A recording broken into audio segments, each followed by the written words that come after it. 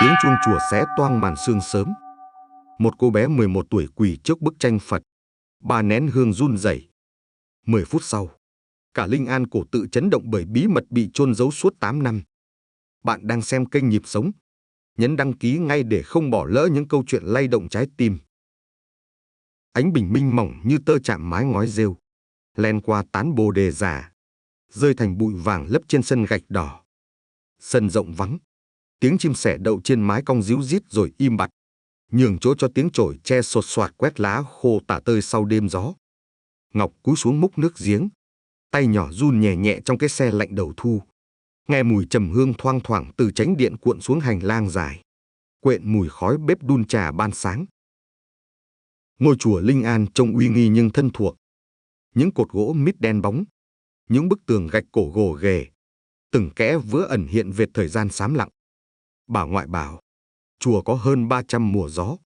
Những lớp rêu phong trên ngói là từng ngày thiền định.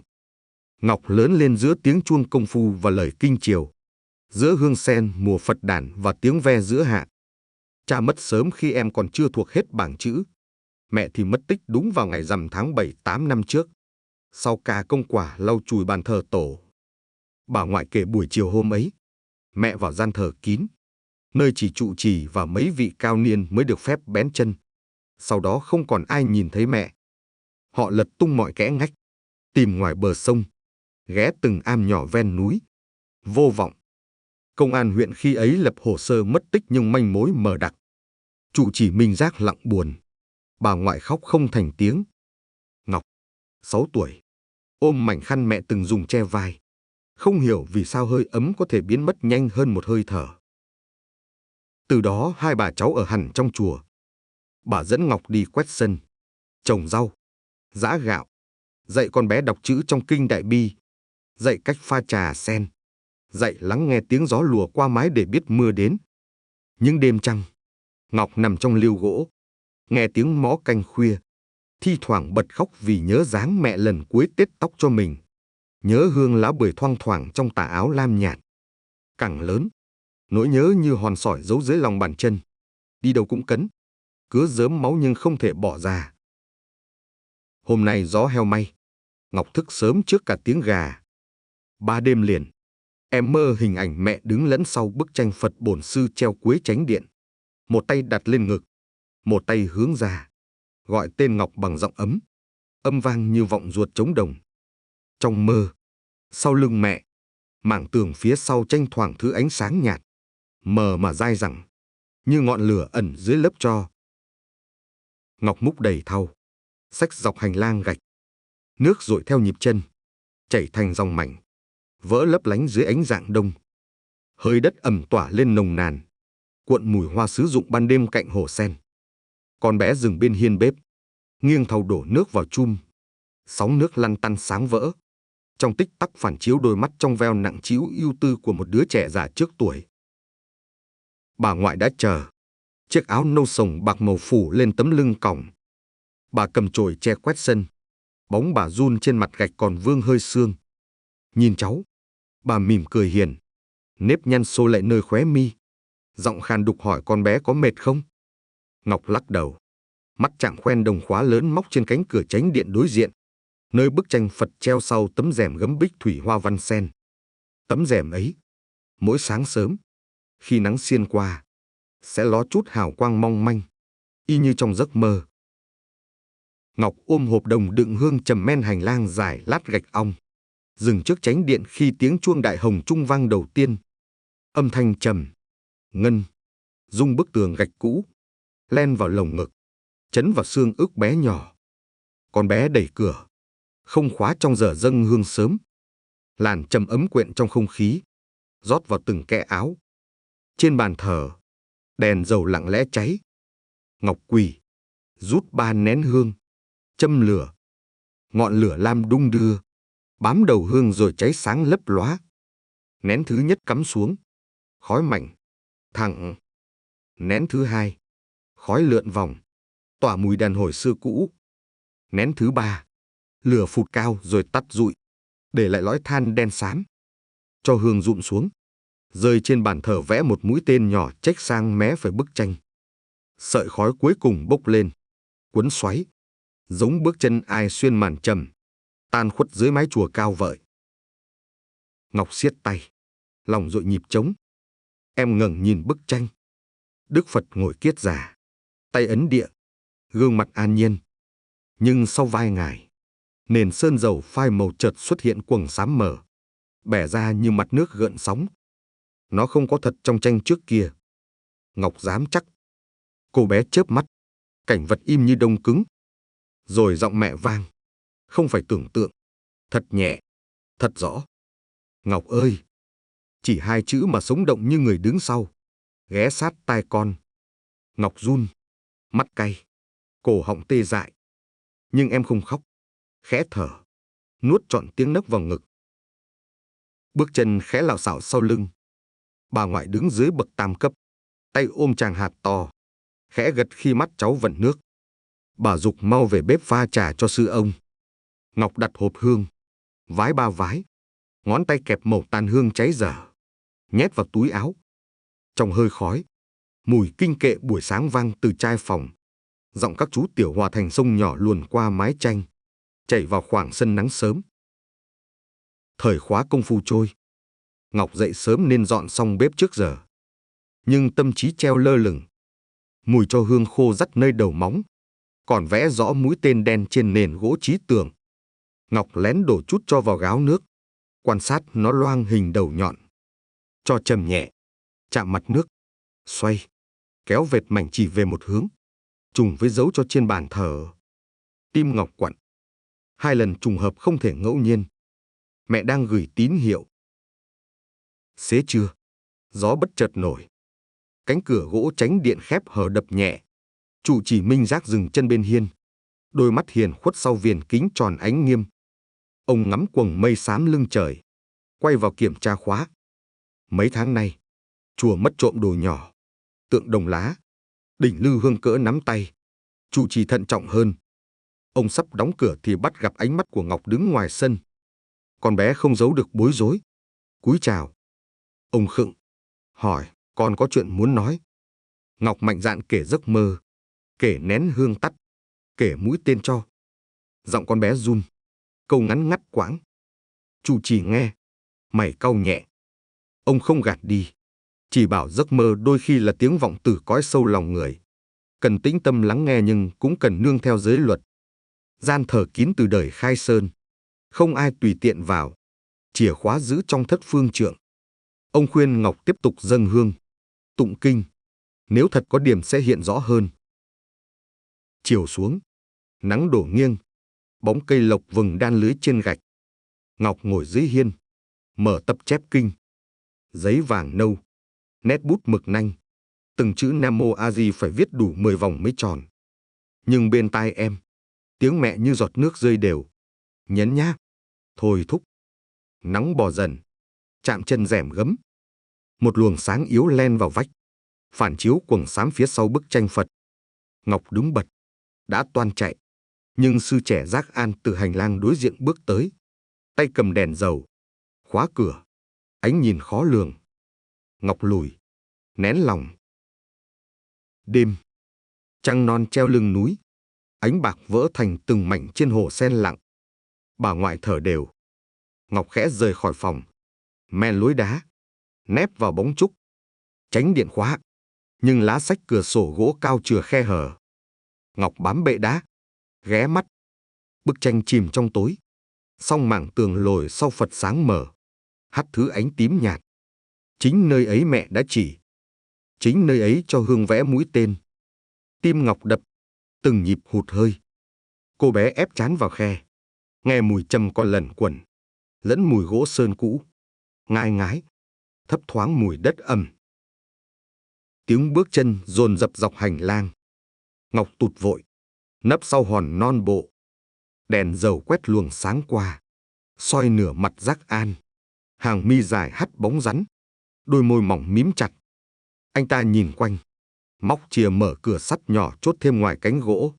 Vào trong, lát sau trở ra, khóa chặt, giấu chìa vào áo. Trăng ló khỏi mây, dọi đỉnh đầu tượng Phật Quan Âm sau vườn. Ánh bạc đổ tràn, Chiếu gót dép gỗ của Giác An in vệt dài lạnh lẽo. Ngọc nép sâu, hơi thở rối. Lau nước mắt dịn nơi mi, Ngọc quay về Liêu. Con bé trải khăn mẹ lên gối, áp má, nghe thổn thức lặng lẽ. Khăn cũ phẳng phất hương chanh non, vương từ những ngày xa xưa mẹ giặt tóc. Ngọc vùi mặt, nghe nhịp tim hòa tiếng chuông gió. Ngoài kia, trăng hắt vệt sáng qua cửa lá sách chánh điện, đọng một chấm tím nhạt trên mảng tường lồi. Dưới ánh trăng, chấm sáng ấy giống con mắt âm thầm, nhìn xuyên qua đêm, chờ ai mở toang, để lộ bí mật bị bịt kín suốt 8 năm. Sương khuya thấm mái, nhỏ giọt tí tách, hòa tiếng mõ tụng khuya, như nhịp tim chùa cổ. Ngọc siết khăn, khấn trong lòng, mẹ ơi, con nghe, con sẽ tìm, con không sợ. Cơn gió lùa, cửa Liêu khẽ run, tiếng lá bồ đề xiết nhẹ, luồn vào giấc ngủ chập chờn, đưa con bé thấy lại mảng tường sáng sau tranh, thấy cho hương rơi thành mũi tên, thấy bàn tay mẹ chìa ra từ khói trắng, thúc giục. Và từ sâu thẳm, một lời quả quyết trỗi dậy, dù chìa khóa gian thờ kín nằm ngoài tầm với, dù bóng sư Giác An gieo bất an, Ngọc sẽ bước tới, sẽ chạm ánh sáng sau Phật, sẽ giải nỗi biệt ly giải bằng chính trái tim kiên định, không để linh hồn mẹ phải thầm gọi mãi trong khói hương cô quạnh. Nắng non vừa chạm tới những phiến ngói gợn sóng, quệt vệt sáng nhỏ thành chuỗi hạt lung linh trên lớp rêu loang màu ngọc thạch. Hơi sương rút dần, để lại mùi đất ẩm ngai ngái quanh dãy hành lang gạch ong. Ngọc đẩy chiếc thau đồng trống, bánh xe kêu ken két, đầu óc căng như mặt trống phơi dưới nắng. Từ lúc gà gáy canh tư em đã ngồi đếm hơi thở, cố giữ bình thản, nhưng mỗi tiếng nhịp tim vọng lại đều nặng hơn tiếng mõ sáng. Trong lòng có hạt ngọc nóng, lăn tới lăn lui, mỗi lần vấp vào ký ức về giọng mẹ lại phát sáng. Cuối hành lang, bà ngoại đặt chổi tre, nheo mắt nhìn cháu, nhận ra gương mặt Ngọc căng thẳng khác thường. Bà định hỏi, song thoáng tiếng guốc gỗ vọng từ sân trước khiến bà dừng tay. Một đoàn khách lạ tiến qua cổng tam quan. Người dẫn đầu mặc cảnh phục mùa hè, cấp hàm thiếu úy, giày đen còn bụi đường, mắt trẻ nhưng giọng trầm mạch lạc. Anh xưng tên Lâm Minh Khải, thuộc đội hình sự huyện, tới theo thư mời trụ trì để hỗ trợ điều tra chuỗi mất trộm cổ vật. Ngọc nấp sau cột, tim đập lạc. Em chưa bao giờ nghe bà nhắc về công an kể từ ngày mẹ mất tích. Tin nạn trộm lan từ bếp tới trai phòng đã tuần lễ, sau này mới thấy người nhà nước tới tận nơi. Ngọc lén quan sát. Thiếu úy Khải cao, nước da rám, trán rộng, vầng mắt sâu như người thức khuya đã quen.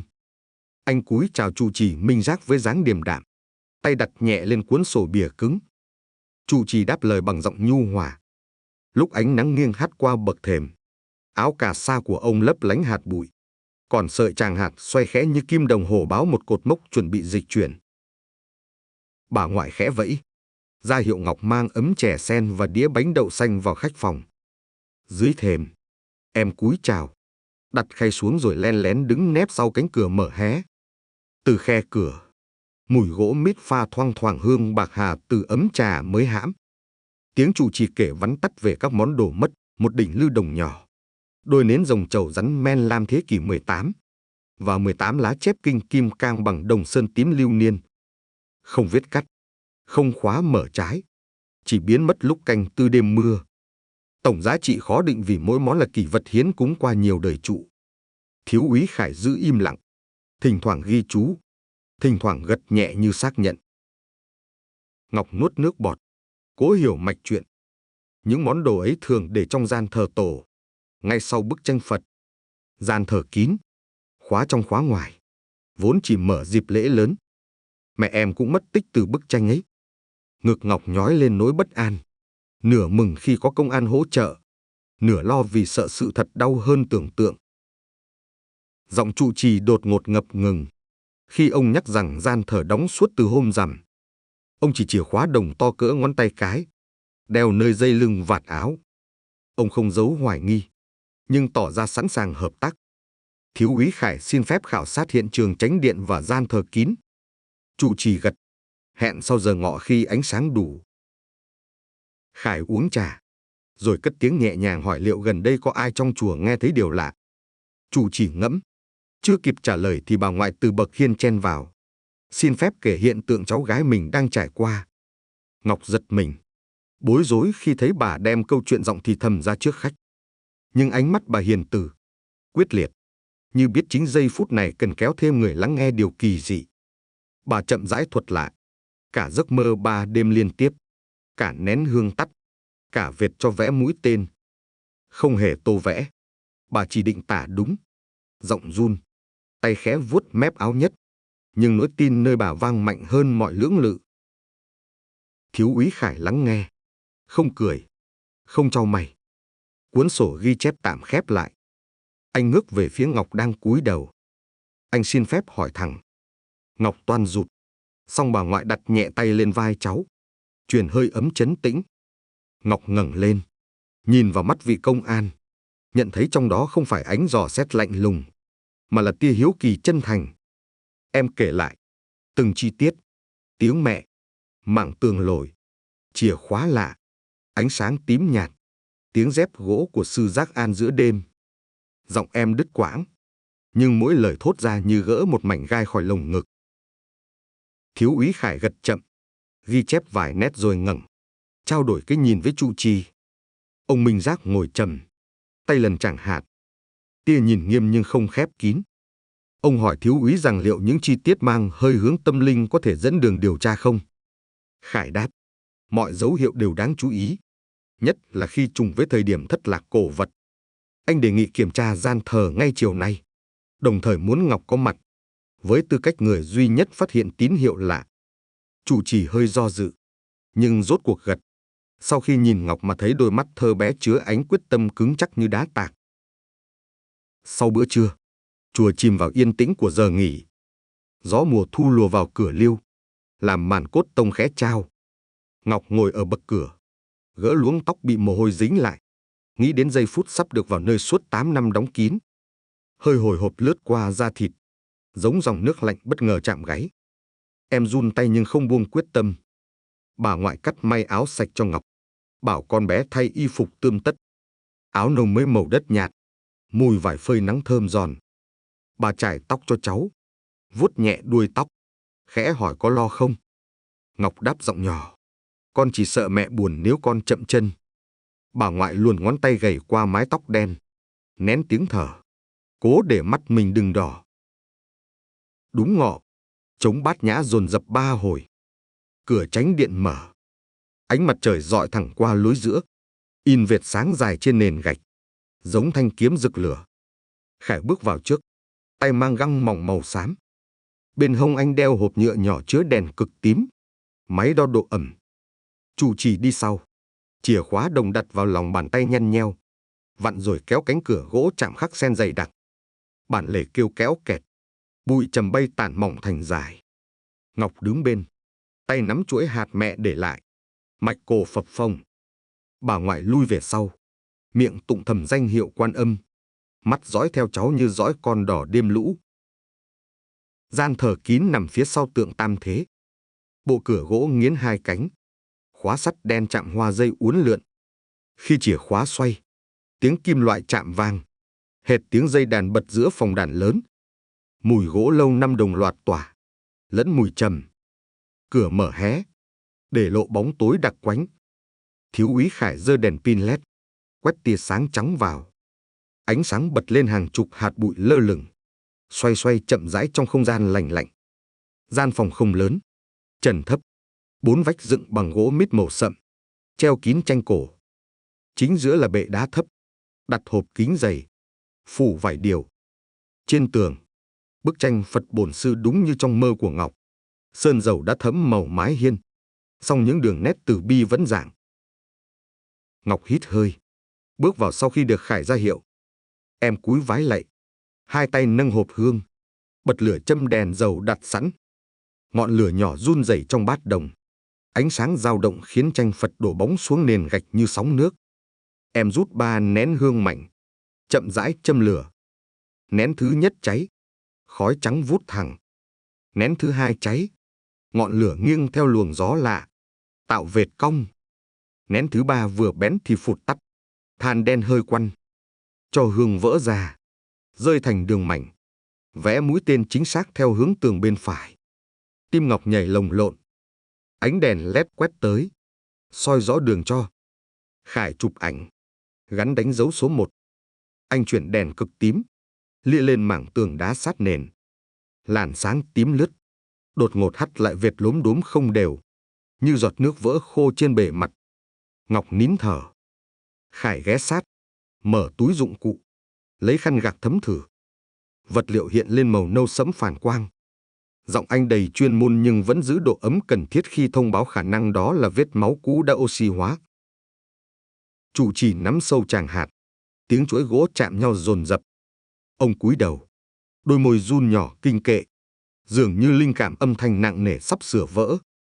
Bà ngoại bên ngoài kêu khe khẽ một danh Phật, chân thoáng lùi khi thấy công an căng băng ni lông đánh dấu hiện trường. Trong khung tranh, mặt Đức Phật dường như chìm thêm một tầng trầm mặc. Ngọc vẫn quỳ, mùi khói bám tóc, cay cay mắt. Giấc mơ và thực tại nhập cùng một điểm, nơi mảng tường lồi phản chiếu ánh tím.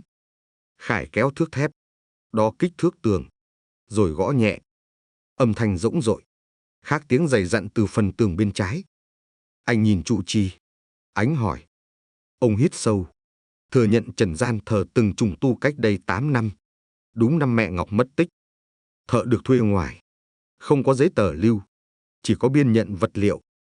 Ông chưa từng thay tấm ván đó, vì nó thuộc cấu kiện cũ từ đầu chiều. Tin ấy như ngọn roi quất lên không khí, tạo tiếng rít lặng.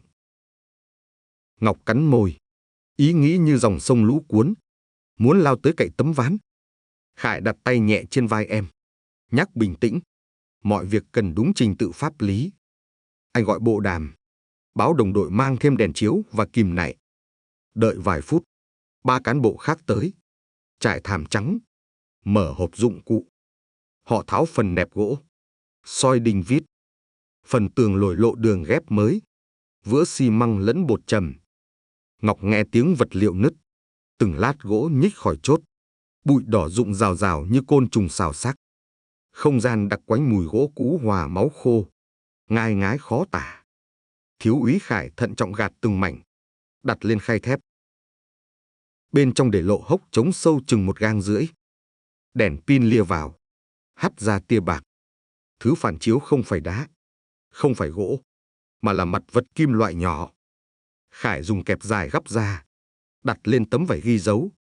Đó là hoa văn rồng cuộn, chạm dày, khớp mô tả đôi nến cổ mất 3 tháng trước. Cùng lúc, một sợi hạt gỗ nhỏ, màu nâu đen, tùy tay rơi từ khe. Ngọc kêu khẽ, nhận ra hạt chuỗi mà mẹ từng đeo. Tim em nghẹn lại, cổ họng bỏng rát. Bà ngoại thừa biết, bà run mạnh, song vẫn níu mép cửa, không ngất. Khải lập tức rà soát thêm, phát hiện nền dưới hốc yếu, vỗ nghe âm rỗng kỳ lạ. Anh đề nghị khai quật sâu hơn, cần chủ trì đồng ý. Ông Minh Giác buông tràng hạt, cúi nhìn Ngọc, trong mắt pha lẫn nỗi thương và kinh hãi. Ông gật, giọng trầm, xin Phật chứng giám. Nếu có oan hồn ẩn khuất, mong được siêu thoát. Với lệnh miệng đó, trung đội tháo vài viên gạch lát. Bụi lèn phả lên khiến mọi người ai nấy rớm mồ hôi. Ngọc đứng sau dải băng, môi mím cứng. Bàn tay bà ngoại siết vai cháu. Cảm giác xương tay bà cứng như thanh tre bị phơi nắng quá lâu. Không khí dày đến nghẹt. Duy chỉ nghe tiếng xà beng thọc vào đất. Gạch bóc dần, lộ lớp đất đóng bánh. Có dấu vữa mới trộn lẫn. Mũi xẻng vừa lách xuống, đá chạm vật cứng, rồi âm vang buốt. Đèn pin tụ sáng, chiếu xuống hốc. Bên trong có vỏ túi vải bố, sờn, buộc dây gai. Khi mở ra, treo lủng lẳng một chiếc vòng cổ đồng đúc hoa sen, cùng miếng vải lam lấm tàn hương. Ngọc nhận ra hoa sen chính là quà sinh nhật mẹ tặng bà ngoại, còn miếng vải lam cháy xém từng che vai mẹ mỗi rằm. Nỗi xót chảy ộc từ lồng ngực em, vỡ thành tiếng kêu bị nghẹn. Khải bóc miếng vải, đặt vào túi chứng cứ. Một cảnh sát khác đo độ sâu, ghi nhận mùi hôi thoảng, dấu hiệu vật hữu cơ phân rã. Họ dựng đèn halogen, làm việc khẩn trương nhưng gọn. Chủ trì quỳ bên mép hố, chắp tay, mắt nhắm, kinh kệ tuôn thấp. Bà ngoại rơi nước mắt, đầu cúi lưng còng, miệng không ngừng niệm. Ngọc giữ im lặng, trái tim dậm nhịp trống trận, chẳng khác khung cửi gõ liên hồi, muốn bật ra ngoài. Em hiểu, dưới lớp đất này không chỉ có cổ vật, còn có sự thật về mẹ. Nhưng hiện thực quá đỗi khốc liệt. Phải chăng bàn tay vô hình đang cắt từng nút thắt? Mỗi lần cắt sẽ thả một tiếng thét lặng vô âm. Mặt trời dần xế, ánh sáng từ cửa sổ hẹp chuyển dần sang tông cam, rọi trên mặt bức tranh Phật vẻ trầm tĩnh bất biến. Duy chỉ đôi mắt dường như khẽ trùng xuống. Đội điều tra tạm che miệng hố, niêm phong cửa gian thờ. Thiếu úy Khải rút khăn giấy ướt, lau bụi gỗ trên tay, rồi tiến tới bà cháu Ngọc. Anh cúi đầu, giọng trầm mà vững, hứa làm hết trách nhiệm, hứa đưa mọi sự ra ánh sáng. Anh không cho phép Ngọc đến gần hố lúc này vì chưa hoàn tất thủ tục pháp y. Nhưng anh trao chuỗi hạt mẹ cho bà ngoại giữ tạm, coi như nguồn lực an ủi. Ngọc nhìn vật yêu dấu, nước mắt ứa mà không cho rơi, vì mẹ dặn con phải cứng rắn. Em nắm tay bà, cảm nhận run nhẹ xương cổ tay già, lặng lẽ truyền hơi ấm. Trụ trì đóng cửa, khóa lại, giao chìa cho công an tạm giữ. Khi cái tách chìa vang chạm, chuông đại hồng trung bỗng ngân xa, như tiếng vọng của tầng trời nào gọi xuống. Ánh nắng cuối ngày rơi vào hốc tường nhỏ chưa kịp chám, lim dim hắt ra tia sáng tím nhạt, đúng màu Ngọc từng thấy trong mơ. Em ngước nhìn, tay siết chuỗi hạt, môi khép không cầu xin, chỉ thầm hứa sẽ đi đến tận cùng, dù trước mặt là màn đêm của quá khứ chưa lời giải. Đêm ấy, gian thờ đã niêm phong, chánh điện khóa chặt, song Hương Trầm lơ mơ vẫn tìm cách len qua từng kẽ gạch, mang theo câu hỏi im lìm. Ngọc nằm trong liêu, tay nắm chuỗi hạt, nghe tiếng gió khua mái lá, nghe tiếng mõ canh ba, nghe nhịp tim mình và nhịp tim bà, rồi nhớ tới bàn tay Khải đặt lên vai, nghe rõ sự tin tưởng. Lần đầu sau 8 năm, em không một mình. Có người lớn, có pháp luật, có ánh đèn soi vào mảng tối. Con đường phía trước hẳn còn gập ghềnh, nhưng tia sáng đã hé. Ngọc cắn môi, giữ giọt nước mắt rưng rưng, tự nhủ. Mai, khi mặt trời lên, em sẽ dâng 3 nén hương nữa, và sẽ không còn sợ bóng tối trong ngăn gian thờ. Vì mẹ chưa từng bỏ rơi em. Mẹ chỉ đợi em đến đúng lúc để dẫn đường ra khỏi bí mật im lìm bằng thứ ánh sáng ngát lửa từ tình mẫu tử khôn cùng. Chưa muộn, nắng rút khỏi hiên, để lại vạt sáng nghiêng lẫn bụi vàng lơ lửng. Gian thờ đã niêm phong suốt từ chiều hôm trước, nay mở ra lần nữa dưới ánh đèn halogen trắng gắt.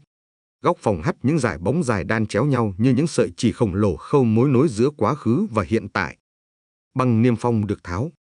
Thiếu úy Lâm Minh Khải đeo găng cao su mới, gật nhẹ với trụ trì minh giác trước khi đặt bàn chân đầu tiên qua ngưỡng cửa gỗ mít đã ánh thấm mùi trầm lâu năm. Khói hương chưa vừa dứt, hương thơm vẫn phảng phất, quyện cùng mùi dầu nhẹ từ bộ chiếu sáng cơ động do đội hình sự mang tới. Tiếng bước chân đội kỹ thuật vang khẽ, gót giày chạm nền gạch xưa kêu lách tách, nghe lạnh sống lưng dù nhiệt độ phòng không hề hạ. Ngọc đứng ngoài dải băng đỏ, bà ngoại kề bên. Đôi bàn tay giả đã gầy đến trơ khớp nắm chặt chuỗi hạt của mẹ, chuỗi hạt vừa tìm được tối qua miệng nho nhỏ tụng chú đại bi. Giọng run như sợi tơ héo rung trước gió. Khải thận trọng lấy ra cuộn dây đèn led dài ngoằn như con rắn bạc, luồn dọc chân tường, bật công tắc. Ánh sáng trắng mắt tỏa đều theo sàn, phủ lên mọi bề mặt một lớp sáng lạnh, làm nổi lên mỗi khuyết nhựa lâu năm trên ván, mỗi vết nứt li ti nơi lớp vữa mỏng, mỗi đường chỉ dầu còn sót trên khung tranh Phật. Ngọc dõi theo tia sáng, sống mũi cay xẻ khi thấy quầng xám lồi sau vai Đức Phật này rõ hơn, bốn cạnh hơi cong, bề mặt sần lốm đốm, như có thứ bên dưới muốn nứt ra.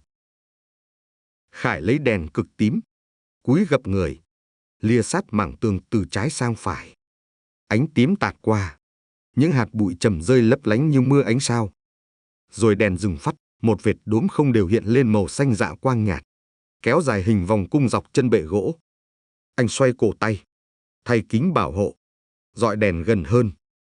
Vệt đốm như chuỗi giọt nước khô đã lâu, có giọt to, giọt nhỏ, bất quy tắc. Khải đặt thước nhôm đo, đánh dấu bút sáp màu vàng, thầm đếm nhịp tiếng tim mình lan qua tai. Mỗi nhịp đập nghe như tiếng mõ sắt. gõ báo hiệu linh hồn sắp bật dậy sau 8 năm chìm khuất. Ngọc ở ngoài vừa rắc kinh, vừa căng mắt theo dõi. Em thấy bàn tay Khải khựng vài giây, rồi lững lờ tìm đường dọi cao hơn, tới đúng phần mép dưới tranh. Chỗ ấy lộ thêm 2 vệt loang. Ánh tím liền hắt lại màu huỳnh quang xanh lam đậm hơn. Đôi chỗ nếp cong biến thành mảng đứt gãy. Khải nhấc tấm kính bảo hộ lên sống mũi, hít sâu, gọi kỹ thuật viên trọng người vác hộp bột luminol tiến hành thử nhanh. Bên ngoài, bà ngoại trao đảo. Ngọc đỡ tay, áp bàn tay bà vào má để trấn an. Nhưng bàn tay chứa chuối hạt vẫn rung bần bật. Trọng xịt lớp mỏng hóa chất, tắt toàn bộ đèn led, chỉ để ánh ủy viên. Trong bóng bán tím, những vệt loang sáng bừng lên máu xanh, tua tủa lan men vách, chạy xuống rìa bệ đá nơi hôm qua cho Hương vẽ mũi tên. Cảnh tượng như thủy triều ma quái, đưa rợn sóng tới cổ họng tất cả. Chủ chỉ mình rác run khẽ, suýt đánh rơi tràng hạt. Ông chống gậy trúc, trán chíu xuống, đôi mắt sâu in rõ hỗn độn kinh hoàng và ăn năn. Khải ra hiệu hạ nhiệt cảm xúc, giữ trật tự, nhanh chóng chụp ảnh toàn bộ vệt phản quang, đánh số. Anh biết, mỗi giọt máu khô là một câu, ghép lại thành câu chuyện nhiều năm bị nén trong im lặng. Anh ngẩng lướt qua Ngọc, thấy con bé toan khóc mà lại gồng, mắt ướt nhưng sắc như lưỡi dao mới mài.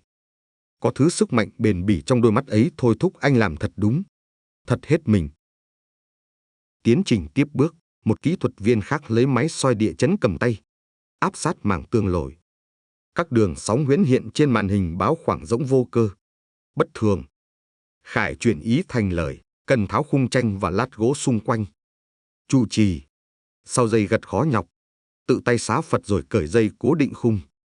Bức tranh nặng, 7 người mới nhấc khỏi móc đồng, đặt lên giá lót nỉ đỏ. Sau lớp sơn dầu, tấm ván lót hở ra vết ghép có kẽ hở phun châm hồ pha vữa. Màu xám hơi sẫm khác toàn bộ tường cũ vàng đất. Khải lấy dao trổ, rạch theo mạch vữa. Từng dải dải bong ra, mùi ẩm mốc hắt lên sộc gai mũi.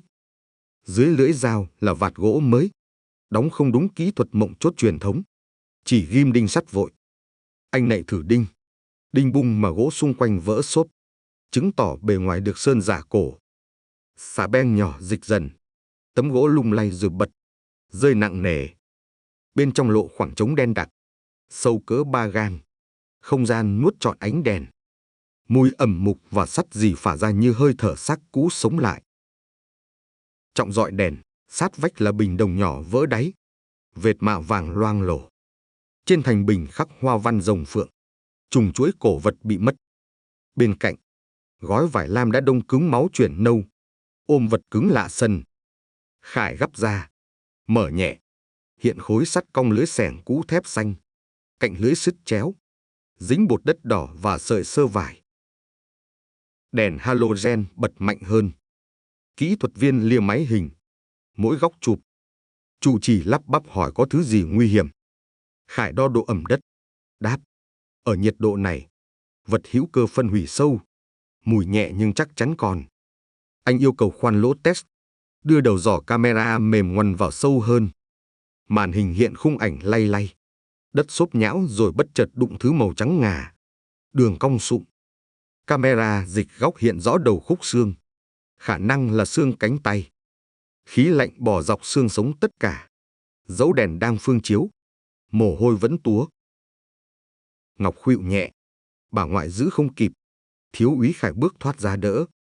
Em cắn môi, nhìn màn hình. Lưng áo nâu mỏng dính mồ hôi, đôi mắt khô ran, không còn nước mắt để rơi. Bà ngoại thì lặng, đôi vai gầy rung bần bật. Trụ trì chắp tay tới trước ngực, lẩm nhẩm. Khải xin ý kiến lãnh đạo qua bộ đàm. Báo phát hiện phần hài cốt khả nghi, đề nghị lập hố khai quật khẩn, phối hợp pháp y tỉnh. Mọi người rời khỏi gian thờ, niêm phong lại, chờ đoàn chuyên môn. Bước ra sân, gió thốc, nhưng ai cũng thấy hơi lạnh khác thường. Chuông đúc đồng treo cao chưa ai chạm mà khẽ rung, tiếng lan buông buốt, rền như của trách. 2 giờ sau, xe pháp y lăn bánh qua cổng tam quan. Bánh xe rít trên nền lát đá, để lại vệt bùn xám. Cán bộ tỉnh mặc đồ liền thân trắng, 2 khóa kéo kín cổ. Họ bắt tay Khải, lập kế hoạch. Một rèm tre dựng vội, ánh đèn mổ chuyên dụng chiếu tường. Ngọc bị giữ ngoài phạm vi, nhưng cô bé bấu tay vào khung cửa nhìn qua khe. Bà ngoại quấn khăn nâu, ngồi xếp bằng lầm rầm gõ mõ nhỏ. Tiếng mõ nổi giữa dãy hiên vắng vợi. Từng tiếng một như đóng đinh chắc chắn lên nắp quan tài của điều dối trá. Trong gian thờ, bác sĩ pháp y mở rộng khoang tường, lót khay inox, đeo khẩu trang than hoạt tính. Cấu trúc xương dần lộ, hộp sọ nữ, hàm dưới mẻ, răng còn gần nguyên. Dựa vào kích thước, độ sưng, chuyên gia ước đoán người khoảng 30 tuổi, rất trùng niên mẹ Ngọc lúc mất tích. Khải nuốt khan. Anh gọi điện cho lãnh đạo, khẩn cấp huy động đội hiện trường đặc biệt. Vật chứng kéo ra đặt hàng dài trên tấm ni lông, khung xương đủ. Áo lam lấm máu đã nhão thành bùn. Một bồ đoàn rách nửa ngấm máu nâu. Trong túi áo lam có mảnh vải viết vội vài ký tự chữ nô mở, cổ. Vật. Cháo. Nguy. Nhìn nó, Khải thấy gai tay nổi. Anh chụp ảnh, khép mi, hình dung phút cuối cùng của người phụ nữ ngã xuống. Dù không rõ mặt mũi, anh cảm nhận tuyệt vọng còn lưu lại trên từng sợi vải. Bên ngoài, trời bỗng đổ mưa ngâu cơn mưa trái chiều rắc bụi nước li ti. Ánh đồ đình đá ướt đẹp u sầu. Ngọc đưa tay hứng hạt, nhận ra lòng bàn tay nóng bỏng. Giọt mưa vừa rơi đã bốc hơi. Hệt cơn giận bị nén suốt tuổi thơ. Em nhìn dây băng chắn. Trong đầu hiện chuỗi sự kiện, mũi tên tro, vết máu, sợi hạt. Mọi thứ không phải ngẫu nhiên, không phải trùng lặp kỳ diệu, mà là tiếng nói của mẹ xuyên qua từng tầng tường, qua cả dòng máu trong tim con. Gần hoàng hôn, việc bóc tách hoàn tất. Pháp y đóng hộp hài cốt, niêm phong, chuyển ra xe. Ngọc đứng nép bên bậc đá.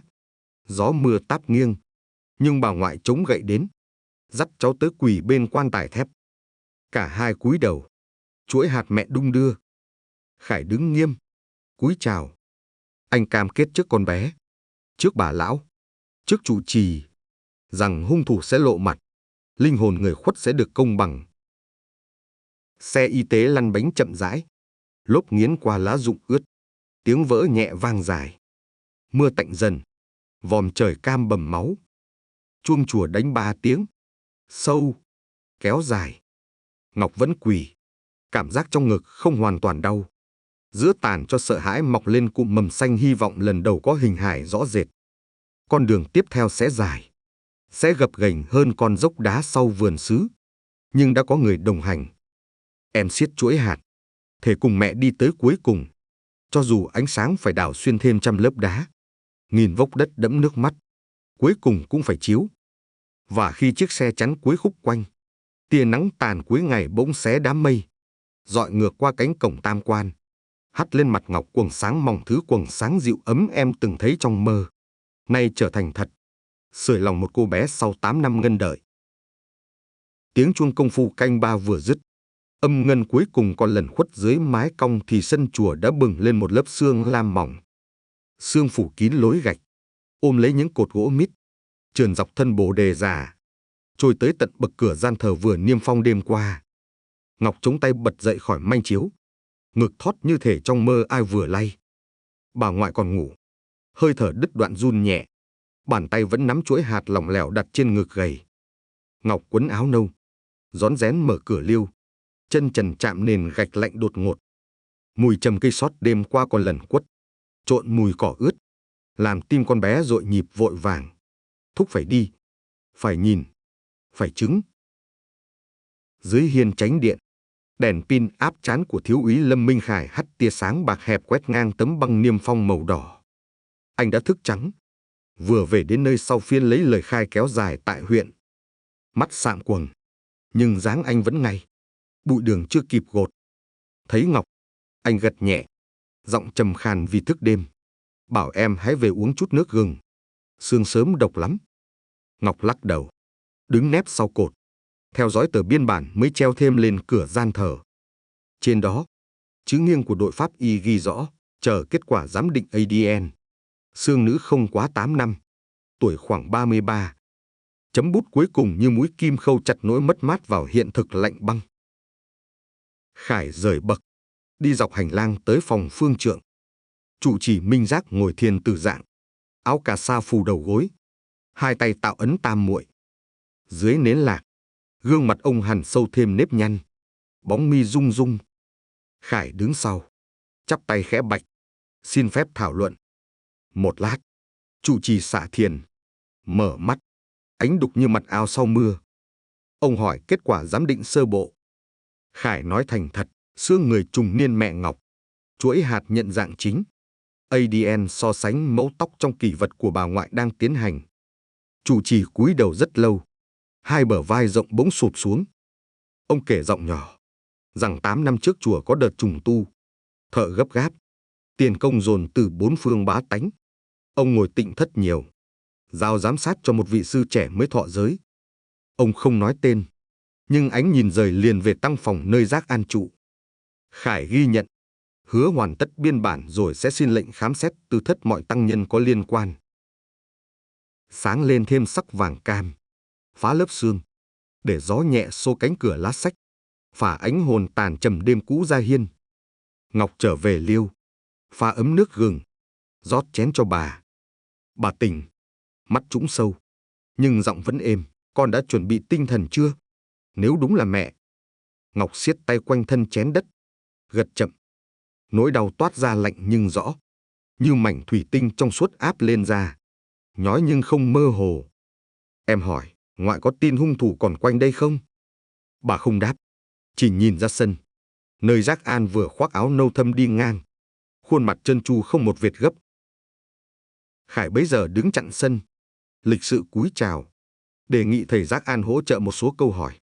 Giác An ngạc nhiên thoáng, rồi mỉm cười pháp phục. Cảnh sát cứ hỏi, bần tăng vô cùng hợp tác. Giọng anh ta nhẹ, hơi lên tông cuối câu, nghe như hát lên trên nền không khí tĩnh.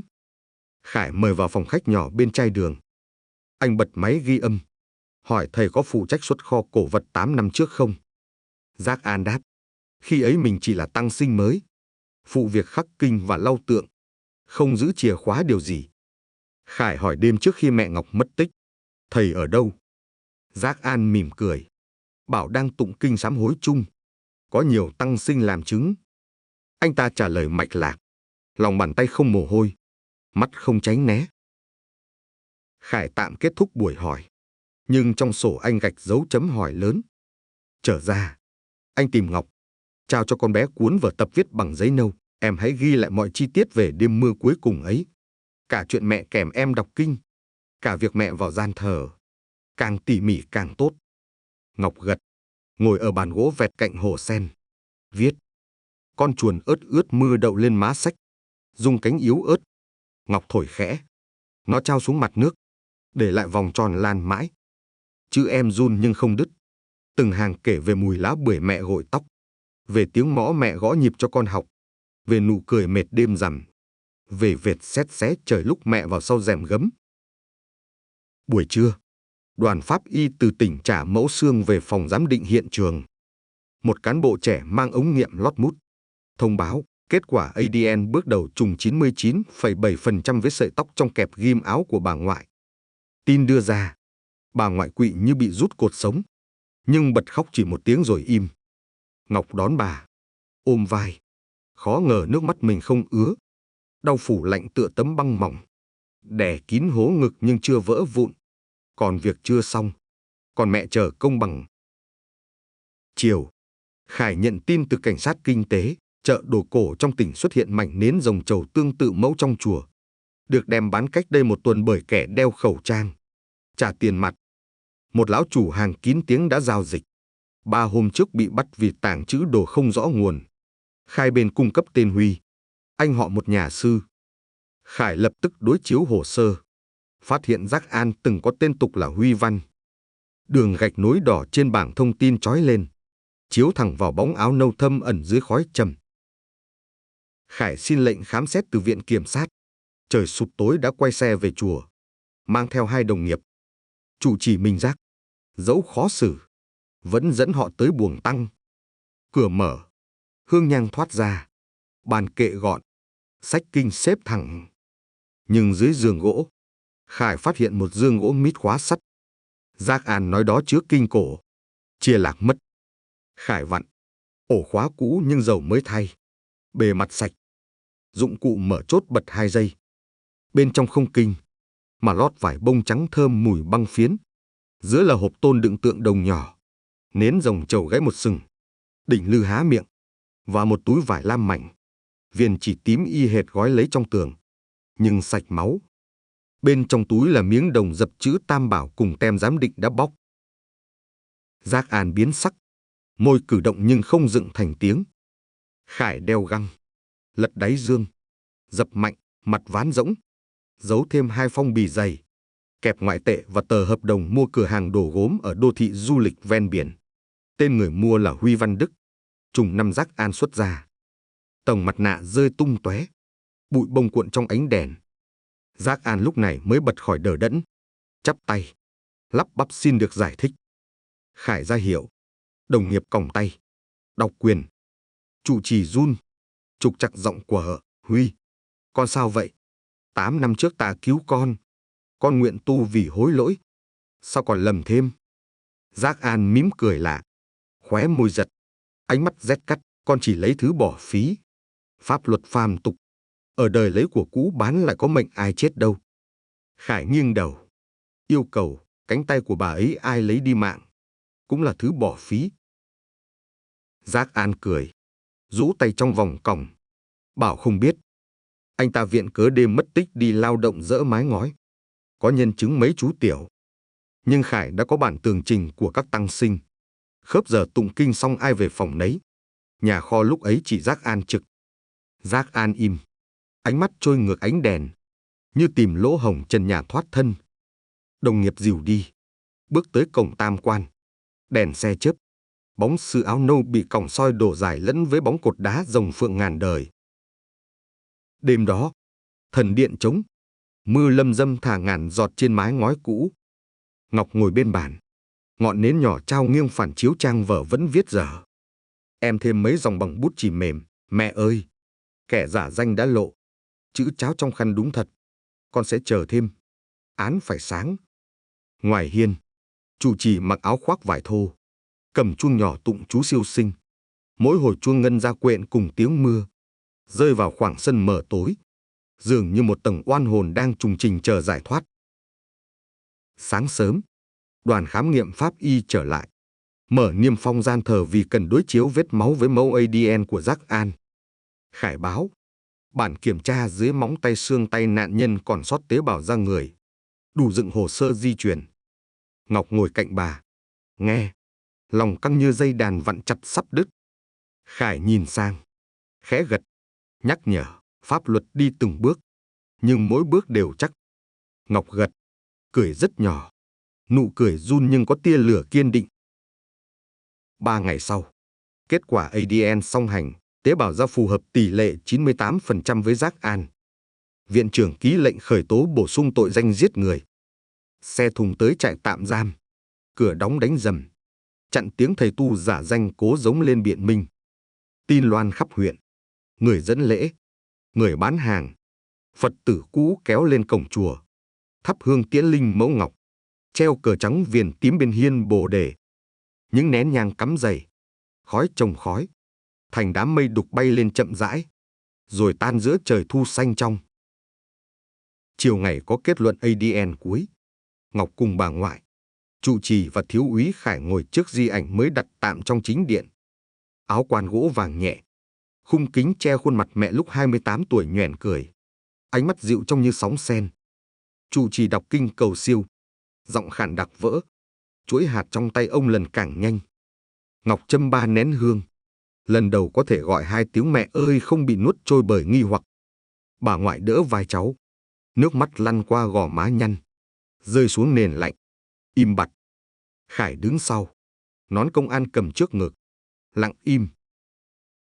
Nắng xế hong ẩm khói trầm, chiếu xiên qua song cửa, tạo tia sáng vàng nghiêng đúng nơi tranh Phật từng che bí mật.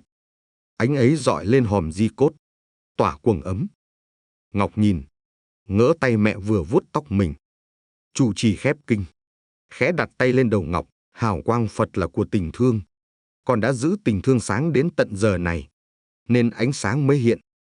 Ngọc gật, lấy khăn bông lau bụi cho trên bậc. Động tác chậm mà chắc, như đang phủi tàn giấc mơ dài 8 năm, mở lối cho bình an trở lại. Khải quay ra, vỏ lá bồ đề kêu xào xạc dưới đế giày. Anh ngẩng nhìn mây xám tan khỏi đỉnh bảo tháp. Vệt trời xanh hé dọc, tim nhẹ đi một chút. Tuy hồ sơ vẫn còn dài, tòa án chưa tuyên, nhưng công lý đã có hình hài. Anh tự hứa sẽ theo vụ đến cùng, vì ánh mắt cô bé 11 tuổi ấy cần một lời hồi đáp trọn vẹn. Đêm, trước khi chốt cổng, Ngọc thắp thêm ngọn đèn dầu nhỏ dưới chân tranh Phật. Lửa nhảy bập bùng, phản chiếu tường tẩy sạch, không còn vết máu, không còn lồi. Ngọc khấn thầm, con đã nghe mẹ, con đã tìm mẹ, con không sợ nữa. Lúc đứng dậy, em nghe tiếng gió hôn vòm lá bồ đề ngoài sân, xào xạc như bàn tay vỗ về, dịu dàng. Cô bé mỉm cười, bước xuống bậc, đi chậm, giấu chân nhẹ tênh. Phía sau, ngọn đèn nhỏ vẫn cháy, tỏa mùi trầm ấm, sáng mãi suốt canh khuya, giống niềm tin lặng thầm nhưng không tắt trong trái tim một đứa trẻ, giờ đã thôi đơn độc giữa chùa cổ. Mặt trời lên từ sườn đông núi Lão Lâm, vạch vệt ánh vàng mảnh đầu tiên lên ngói chùa Linh An, nhưng khí sáng nay phảng phất mùi lo âu khôn tả. Sân gạch đỏ được rửa sạch bằng cơn mưa tối qua, nước còn đọng thành dải loang, phản chiếu bóng lá bồ đề rung nhẹ trong gió. Ngọc khoác áo nâu, vừa dâng hương xong đã đứng tựa cột gỗ mít, nhìn lực lượng công an lắp camera giám sát tạm vào hành lang chánh điện. Khoảnh sân từng là thế giới khép kín của cô bé nay biến thành hiện trường pháp lý mở toang. Ai bước vào cũng nói chuyện khẽ, bước chân khẽ, cứ như sợ chạm phải hơi lạnh oan hồn còn lẫn trong tường. Thiếu úy Lâm Minh Khải đeo tai nghe liên lạc, vội vã giữa hai nhóm cán bộ, một nhóm xuống hiện trường nhà kho cuối vườn sứ, một nhóm canh niêm phong gian thờ chuẩn bị mở lần cuối để đối chất. Vụ án đã chuyển sang giai đoạn điều tra bổ sung. Lời khai của Giác An tên tục Huy Văn Đức không khớp chứng cứ ADN, không khớp nhật ký điện thoại, càng không khớp video lén ghi cảnh anh ta dò chốt kho vào 3 đêm gần nhất. Khải cần sâu chuỗi, gọt những mảnh rời thành lưỡi dao sắc, đặt trước mặt can phạm để lấy lời thú thật, lời thú logic, không phải mớ ngụy biện hóa duyên đầy giả tuệ. Ngọc lặng quan sát, nhớ cái đêm Giác An bị còng tay dắt ra tam quan. Ánh đèn xe công an soi mép áo nâu thâm của kẻ giả danh tu hành, trông như vệt mực đen chảy. Lúc ấy, mắt hắn nghiêng liếc qua cô bé, lạnh như giọt sương đóng băng. Từ ánh nhìn đó, Ngọc hiểu hung thủ giấu những tầng tối chưa khai, và hắn căm giận sự sống sót kỳ diệu của một đứa trẻ 11 tuổi nghe được tiếng mẹ qua bức tranh Phật. Cái căm giận ấy đủ mạnh để lần cuối Ngọc dùng mình, nhưng không khiến em lùi. Bà ngoại lấy tách trà vối, đặt vào tay Ngọc. Bàn tay giả run, nhưng hơi trà nóng ấm nhẹ, truyền từ gốm mộc vào da. Khải nói sẽ hỏi đối chất chiều nay. Bà thủ thỉ, nếu hắn thú nhận, linh hồn mẹ con sẽ được siêu thoát nhanh. Còn nếu hắn câm, chúng ta vẫn niệm Phật, nghiệp sẽ tự trổ. Ngọc gật, uống một ngụm, cay nghẹn, nhưng cổ họng ấm lên. Trong đầu, em hình dung phòng hỏi cung giống dãy lớp học cũ, tường vôi xám, một bóng đèn vàng, một bàn gỗ, âm thanh bút bi gạch giấy. Em chưa từng vào, nhưng đọc truyện trinh thám, biết nơi đó phơi bày ảnh chụp, đồ chứng, cả nỗi sợ lộ bí mật. Hôm nay, em không được phép vào, nhưng em muốn hiện diện theo cách khác bằng sự kiên định không nao núng ngoài kia, để kẻ đã cướp mẹ em thấy mình không thể bẻ gãy trái tim nhỏ ấy. Khải bước đến, cài cổ áo cảnh phục. Ánh sáng chiếu miếng kim loại phù hiệu trên ngực anh, lấp lánh. Anh cúi chào bà ngoại và Ngọc. Chiều nay, 14 giờ, cơ quan điều tra tổ chức đối chất trực tiếp với Huy Văn Đức ngay trong gian thờ. Chúng cháu cần 2 vị làm nhân chứng quan sát, không phát biểu gì, chỉ lắng nghe. Đồng ý chứ? Ngọc gật tức khắc. Bà ngoại hơi chần chừ, nhưng nhìn vào mắt Khải, bà hiểu đây không phải trò bày hình thức. Công an tính đến yếu tố tâm lý, hung thủ giấu xác trong chùa nay bị buộc khai giữa chính gian thờ, áp lực không khí linh thiêng có thể bẻ chốt lưỡi câm. Đúng giờ ngọ, chuông chưa vang 3 tiếng dài. Gió nhấc lá bồ đề rơi, xoáy lượn. Khải dẫn đoàn pháp y, Kiểm sát, điều tra viên vào gian thờ. Băng đỏ cắt. Không khí bên trong còn mùi đất ủ ẩm, nồng tanh rỉ sắt. Chiếc hốc từng kéo hài cốt mẹ Ngọc ra nay trống, phủ vải niêm phong. Bức tranh Phật dựng trở lại, uy nghiêm một cách trầm buồn. Nền sau tượng đã vá, nhưng đường ghép chưa khô màu. Giác An bước vào, tay không còng, nhưng hai cảnh sát kèm sát. Áo nâu thâm bị tháo dây, lòng áo xộc xệch, song thái độ hắn bình thản. Hắn cúi lạy Phật theo thói quen tu sĩ, rồi ngồi ghế đối diện điều tra viên. Đèn quay video bật đỏ, ghi hình. Kiểm sát viên đọc quyền và buộc tội giết người, trộm cổ vật. Giác An lắc đầu, vẫn khăng khăng chỉ phạm tội mua bán đồ cổ quá hạn để quyên tiền trùng tu. Vụ án mạng, hắn cho rằng trời chịu tội thay vì nhân quả vô thường. Khải mở túi hồ sơ, lấy từng bức ảnh. Đầu tiên, tem hàng cổ vật bị bóc. Tiếp, ảnh vết máu soi ủy viên, rồi mẫu ADN khớp. Mỗi bức đặt xuống bàn gỗ. Hắn dõi mắt, đồng tử co nhẹ, nhưng gương mặt trơ, đôi môi mím nụ cười lạnh. Khải tiếp tục video kho camera 48 giờ trước. Giác An dỡ hộp gỗ, lau tượng đồng, bỏ vào túi vải lam. Hình ảnh lộ rõ nửa gương mặt nghiêng, không thể chối.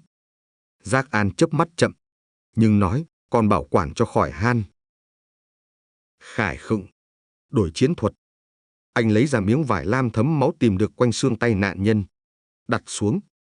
Giác An dõi mắt, lần đầu mày nhíu. Khải nhấn giọng, chúng tôi giám định. Sợi chỉ tím viền vải này chung gói tượng trong dương thầy. Thầy giải thích sao? Giác An vẫn cười, kệ vải lam nào chẳng giống. Khải bình tĩnh, mở thêm một bì chứng cứ, cái kẹp tóc gãy trong mái xương một thanh gỗ dẹt khắc cánh sen. Anh đặt cạnh bức ảnh mẹ Ngọc, chụp chung trong lễ Vu Lan năm xưa, bà cài đúng chiếc cặp này. Bà ngoại kêu khẽ, run rẩy níu ngọc. Giác An thoáng chột dạ, môi giật, nhưng nói, có thể con trai động vật tha vào. Tiếng quạt máy quay vang đều. Khải tựa nhẹ lưng, rút hơi, đến lúc tung lá át cuối. Anh ra hiệu cho nhân viên kỹ thuật mở loa. Âm thanh rẻ vài giây, rồi vang tiếng đọc kinh kệ. Hắn ngờ nhưng đoạn sau chèn tiếng móc khóa lách cách, tiếng gạch đập, tiếng thở gấp, và một tiếng thét nữ bị bóp nghẹt. Âm lượng nhỏ thôi, nhưng đủ làm không khí gian thở đông cứng. Giác An đơ như tượng, mặt tái bệch, đôi đồng tử phóng lớn. Khải nhìn thẳng, thiết bị ghi âm ngẫu nhiên rơi khỏi túi thầy Thích Diệu Lạc tối rằm 8 năm trước. Ông ấy sợ phiền, nhét vào hộp xây móng mới ở điện Tam Bảo phòng Đông. Mới tuần rồi, thợ tháo móng khác sửa, lồi ra cái máy. Chúng tôi khôi phục. Anh nghiêng người, gõ bàn, giọng thầy và tiếng đàn bà van xin trùng hoàn toàn. Giờ thầy có muốn giải thích không? Không còn đường vòng. Nụ cười méo sệch ở khóe miệng Giác An tan. Hắn nhoài người nín thở, mồ hôi túa như ai bật vòi. Điều tra viên Nguyễn Chớp sẵn sàng ghi tốc ký. Giác An run tay rút chàng hạt cổ, xỏ ngón, xoay xoay. Tiếng gỗ vang nghe tách tách. Phút sau hắn ngẩng, mắt đục, không còn sát khí căm cổ xưa, mà là thất bại phơi bụng. Tôi chỉ định dọa cô ấy. Tôi cần tượng đồng để bán. Cô ta phát hiện, do theo dõi tôi thay tượng giả bằng tượng thật. Cô ta là... Tôi bịt miệng. Tôi đâu cố. Giọng hắn khàn, bắn nước bọt. Khải hỏi, buộc hay tự thú? Hắn nấc, tôi thú. Anh nhấn dừng máy vì Giác An gục đầu, khóc dở cười dở. Bà ngoại khóc òa, nhưng vẫn gượng đứng, chắp tay trước Phật, miệng tụng A Di Đà. Ngọc đứng gấp, nước mắt dâng, không đội rơi rớt. Em thấy thân thể mẹ huyết thịt vừa ngoi lên, người giết mẹ cũng lòi ra thực thể hèn hạ, không phải bóng ma. Đau không giảm, nhưng hình thù rõ rệt cho em cơ hội buông. Biên bản thú nhận dài 6 trang. Giác An khai đầy đủ quy trình đánh cháo, tháo khung tranh, moi tường, giấu xác. Khải ký, kiểm sát viên đóng dấu, còng tay khóa. Giác An bị dẫn ra. Ngọc nhìn theo, không hả hê, chỉ mệt rũ. Bà ngoại vỗ vai cháu, lặp đi lặp lại, mẹ con siêu thoát rồi, mẹ con siêu thoát rồi. Ngọc gật, nhưng tai bập bềnh, như tiếng sóng vỗ thinh lặng. Khải đứng cạnh, nhỏ nhẹ, từ giờ thủ tục sẽ về tòa. Cô Ngọc, cô hãy dựa ngoài tịnh dưỡng. Trách nhiệm tiếp theo, để chúng tôi. Nửa tháng sau, trời chiều nhuốm tím hồng. Đoàn tang lễ Phật giáo tiễn cho cốt mẹ Ngọc an vị tại bảo tháp nhỏ cuối vườn xứ. Trụ trì Minh Giác đọc sớ siêu độ. Tiếng chuông gia trì ngân tưng bừng hòa với hương trầm ngọt. Ngọc mặc áo trắng, tay nâng bình tro. Bước sau trụ trì. Bà ngoại KLE. Đi chậm, nhưng đôi mắt không còn đục đau. Trong đáy mắt lóe ánh sáng khi những bước chân con cháu nối nhau băng qua sân, nơi mùi hoa sứ rụng thơm dịu dịu. Bình cho được đặt vào hốc tháp, khóa nắp đá, niêm kim, khắc tên tục và pháp danh. Ngọc quỳ, ngón tay lần chuỗi hạt cũ, hạt gỗ lim bóng vì muối nước mắt. Gió bay vặt áo lam, in bóng Ngọc lên thân tháp xám. Bóng ấy nhỏ, nhưng đường viền rắn, không run. Khi lễ xong, trụ trì Minh Giác quỳ ngang hàng bà ngoại và Ngọc, ba đầu lạy xuống. Vầng trăng non vội vã lên quá cành lộc vừng, chiếu mạ bạc trên mái tháp vôi. Đêm, chùa tĩnh. Ngọc đặt 3 nén hương trước bức tranh Phật. Hương cháy đều, không tắt, nhưng lạ thay, tàn uốn cong hình cánh sen, rơi thẳng xuống, không vẽ mũi tên nữa. Khói mỏng trôi, dâng thẳng, tan dần dưới trần cao. Ngọc mỉm cười, mắt nhòa nhưng lòng bình. Em cúi đầu, dìu bà về liêu. Ngoài hiên, trống côn phu điểm nhẹ, tiếng mõ khánh hòa theo, văng vẳng như du. Thiếu úy Khải đứng dưới sân, chào từ xa. Anh sẽ trở về tỉnh làm hồ sơ, nhưng mỗi rằm, anh bảo, sẽ ghé thắp hương. Trăng trượt dần lên đỉnh bảo tháp, vẽ dài bóng tượng Quan Âm. Gió nhẹ, lá bồ đề xào xạc, nhưng Ngọc không còn rùng mình. Gió giờ là bạn, không phải tiếng thì thầm đòi đưa chân đi tìm nữa. Hành trình đã khép một vòng luân hồi, oan khuất thành yên tĩnh, hận thù thành nhân quả. Đứa trẻ trong bóng khói năm nào lớn lên hẳn một nấc, vẫn tay nhỏ, nhưng lưng đã thẳng. Em khẽ khấn, mẹ yên lòng, con ở đây cùng ngoại. Nghe chuông gõ, lau bàn thờ, giữ hương thơm, chăm bồ đề, sống phần đẹp mẹ dang dở. Khuôn miệng em mấp máy, gió hôn lên, mang đi, không vòng lại bức tường. Và trong yên ả, Ngọc ngỡ nghe tiếng mẹ cười khe khẽ, tiếng không vọng qua tường, mà tỏa từ chính trái tim vừa mở toang đón bình yên. Ánh mai loang qua ngọn núi Lão Lâm, nhẹ như hơi thở, phủ một lớp vàng mỏng lên mái ngói, cột gỗ, tường gạch của chùa Linh An. Khơi một buổi sớm không còn u ám, nhưng cũng chưa hẳn rạng ngời. Vì ngày hôm nay, tòa tỉnh mở phiên xét xử lưu động ngay tại sân chùa, thụ lý vụ án giết người, trộm cổ vật, bị cáo Huy Văn Đức, pháp danh Giác An. Ngọc thức từ canh tư, không phải vì mộng, mà vì tiếng mưa đêm qua gõ đều trên lá bồ đề. Mỗi giọt rơi giống nhịp gõ mõ, nhắc cô bé rằng chặng đường cuối đã tới. Em khoác áo trắng tinh, tay ôm chuỗi hạt lim sẫm.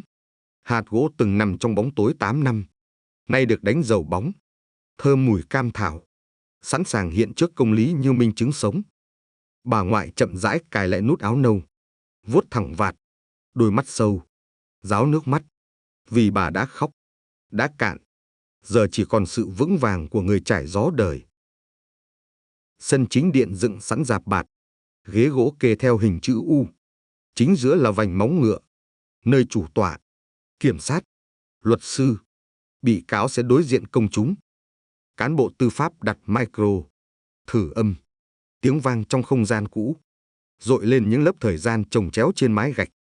Trụ trì Minh Giác khoác áo cà sa, đứng lặng dưới bóng bồ đề, chuỗi tràng hạt dài xoay chậm.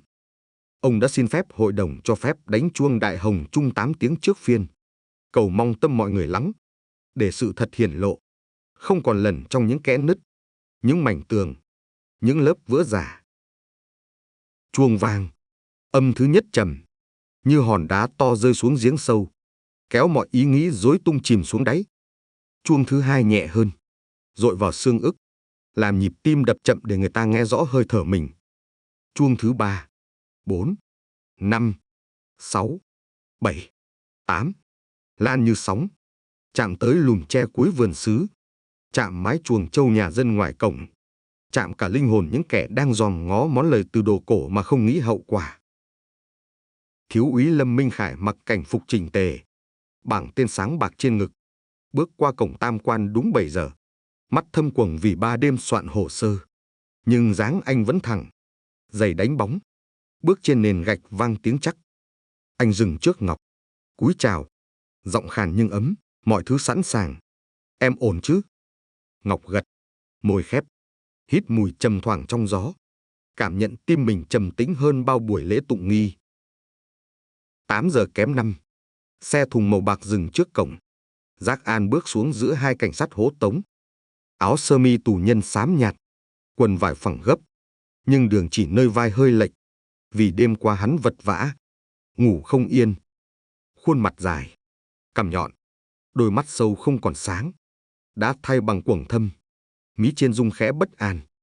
Hắn ngước nhìn biển người trầm lặng, hàng trăm Phật tử, người dân, ai cũng đứng yên, không hô, không chửi, chỉ nhìn, ánh mắt như gương soi tội lỗi, soi sâu, không mảy may run. Chủ tọa gõ búa, phiên tòa bắt đầu. Nắng xế tí, bóng rạp bạt che ngang, để rải sáng đổ nghiêng, quét lên gương mặt bị cáo, lộ rõ giọt mồ hôi luồn từ chân tóc, rơi dọc gò má. Kiểm sát viên đọc cáo trạng, giọng đều, ngắt câu bằng dấu phẩy. Chậm, rõ, tội giết người, hung khí không sắc, mục đích che giấu hành vi trộm cổ vật, tình tiết tăng nặng vì phạm tội tại nơi tôn nghiêm, có tính chất man dợ khi giấu xác trong tường. Mỗi chữ như dùi đá, nện xuống sân, bụi ký ức tung mờ. Ngọc lặng, nhưng tay nắm chuỗi vẫn giữ, nhịp siết theo từng con số năm tháng được đọc. Bà ngoại đặt tay run lên vai cháu, truyền hơi ấm. Luật sư của Giác An tranh luận, cho rằng bị cáo chỉ vô ý gây chết người. Nạn nhân giằng co, té va đầu bệ đá. Nhưng kiểm sát đưa ra kết quả giải phẫu xương sọ, vết nứt đỉnh trái từ vật cùn đập liên tiếp. Không phải té, mà là đánh, ít nhất 2 lần. Giác An cúi đầu, gân cổ nổi, mặt tái, bàn tay còng co thắt. Luật sư xin giảm nhẹ, lấy lý do bị cáo mồ côi sớm, hoàn cảnh cơ cực. Kiểm sát phản biện, mồ côi không phải giấy phép giết người.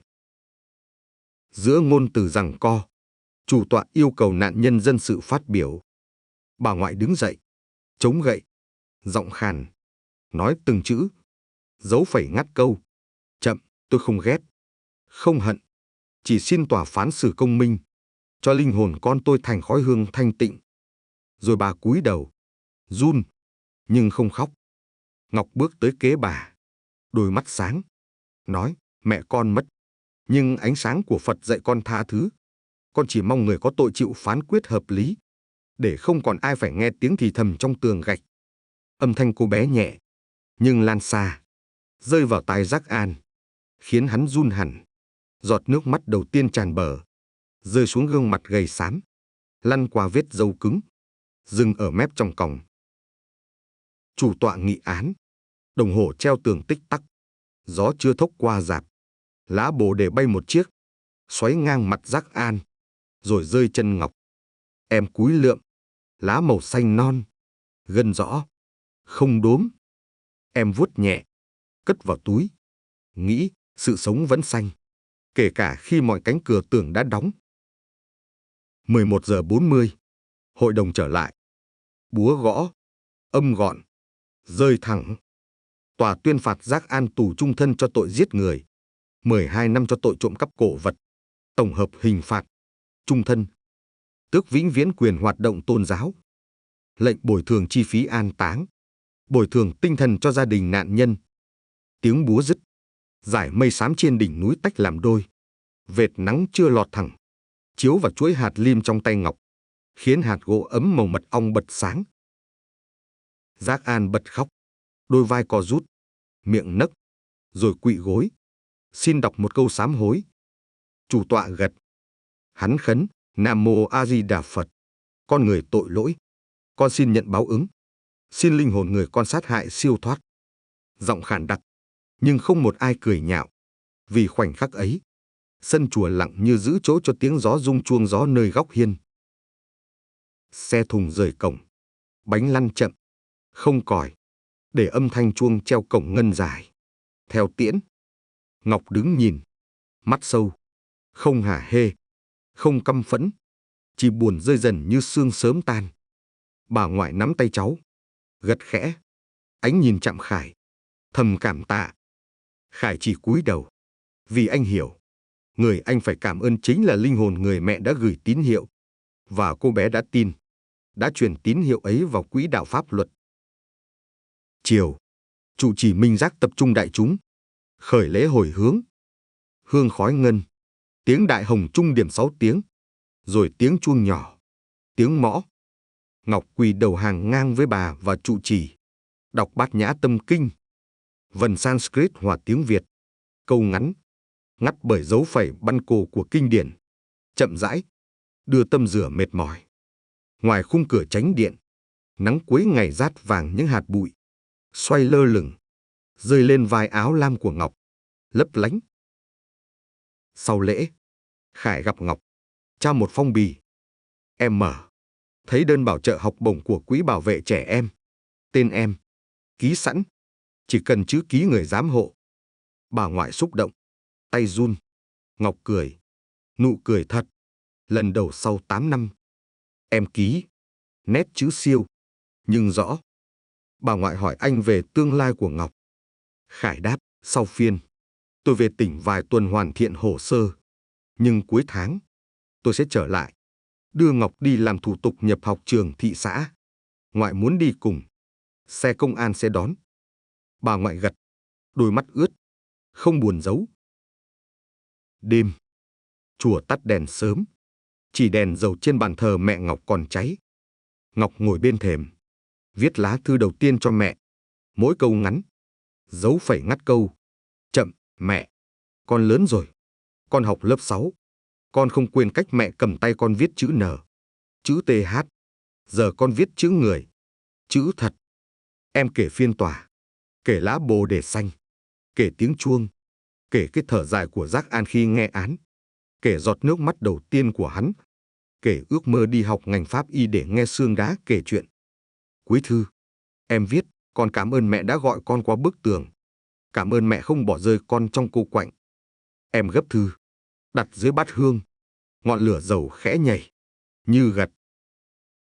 Nửa khuya, gió thu lành lạnh, trăng xế treo sau đỉnh tháp Quan Âm. Ngọc chắp tay, nhắm mắt. Không còn tiếng thì thầm, chỉ có tiếng lá chạm nhau khe khẽ, như tiếng áo lam sột soạt mẹ từng mặc. Thay vì sợ, em thấy lòng ấm, cảm giác có vòng tay vô hình, nhẹ, ủ ấm bờ vai. Bà ngoại ngủ yên giấc, đôi môi mấp máy kinh chú, nhưng nét mặt thư thái, nếp nhăn không còn quặn. Sáng kế, hương sớm tan theo sương, chay đường rộn tiếng bát dọn bữa. Ngọc xách thau, đi, chân chạm gạch êm, vì trong lòng không vướng hòn sỏi nào nữa. Em thấy màu trời xanh hơn, bồ đề xanh, gạch cũng xanh ngầm trong nắng. Trụ trì đứng bên con suối đá nhỏ, gọi em, trao bức thư giới thiệu gửi Học viện Phật giáo Thiếu Nhi.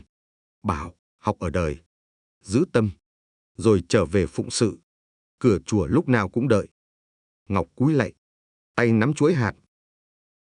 Khi mặt trời lên hẳn, chuông công phu sáng điểm 3 tiếng. Ngọc đặt nén hương mới, lửa cháy đều, tàn hương cuộn, rơi nhẹ.